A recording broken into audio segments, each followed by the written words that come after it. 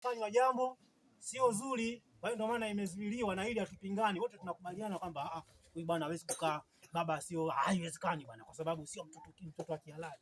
Sasa halikadhalika hili jambo tunaliona kwamba kuozesha baba haifai, sio hapa pia, ikija kugaiwa mirathi muda wote huyu hahusiki.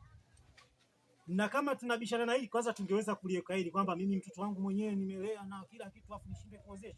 Kama sheria imekutoa hapa na sheria inamtoa kule kwenye mirathi, tunawakosesha watoto haki zao kwa sababu ya hili tabia, kuweka dini mbali, kuweka matamanio. Kwa hiyo kuanzia leo jamani, kupitia mkusanyiko huu, yoyote ambaye yeye anajiona hakuoa na uwezo wa kuoa nao, tunasema kwa ajili ya Allah, huyu mtu afanye jitihada ili afanye nusura, kwa sababu kukaa na mwanamke ambaye hukumuoa ni balaa kuliko kukaa na mgonjwa anayotaka kufa ndani ya nyumba.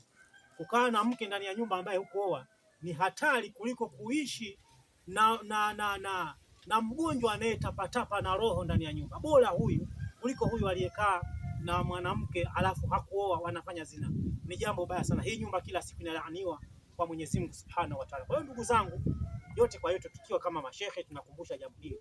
Swala la kuoa vijana, tuoeni ili tuweze kuwapa wale watoto tunayowapata haki zao.